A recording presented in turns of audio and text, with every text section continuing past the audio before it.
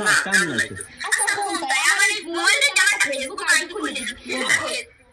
তুমি ফেসবুকে দেখি করো ফেসবুকে গেলাম তো দেখো কি হয় ফেসবুকে নাম থেকে কি করতে পারো এনজেল সাদিয়া আর আমার একটা কাজ করা খেলতে আছে এইটা আমার প্রোফাইল ফটো দিয়ে দিবি কিছু সার্চ করছি সার্চ করছি এখন তুই ফেসবুকে ছবি আপলোড করা লাগবে না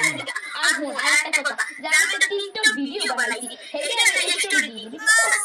ও মা হ্যাঁ আব্বা তোমার কেমনি মেয়ে